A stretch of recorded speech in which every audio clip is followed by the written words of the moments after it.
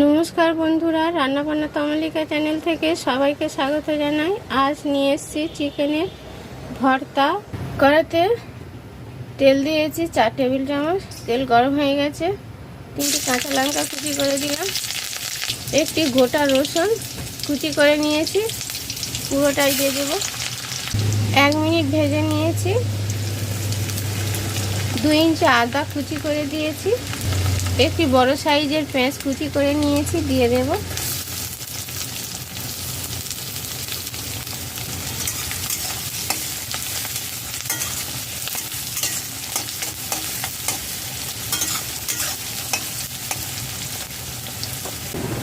তিন মিনিট ভেজে নিয়েছি।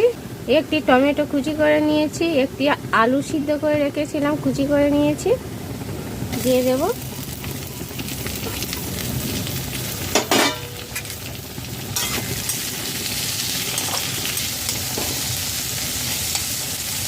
এখানে সলিড চিকেন রয়েছে, দিয়ে দেব। ছোট ছোট টুকরো করে কেটে নিয়েছি।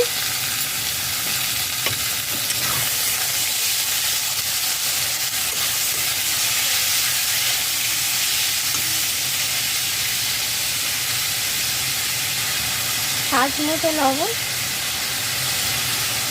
হলুদ গুঁড়ো 1 চা চামচ, লঙ্কার গুঁড়ো 1 চা চামচ,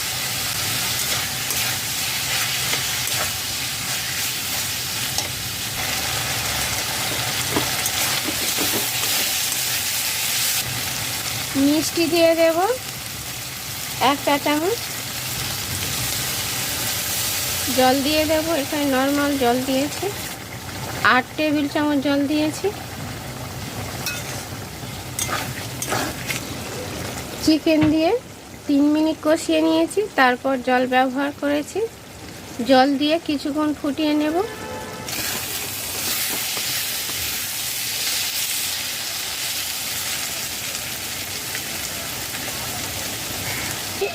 লো টু মিডিয়াম ফ্লেমে 5 মিনিট রান্না করে নিয়েছি। চিকেন দেওয়ার পর তৈরি হয়ে গেছে, নামিয়ে নেব। চিকেন দিয়ে লো টু মিডিয়াম ফ্লেমে 5 মিনিট নাড়াচাড়া করে রান্না করে নিয়েছি, তৈরি হয়ে গেছে, নামিয়ে নিলাম।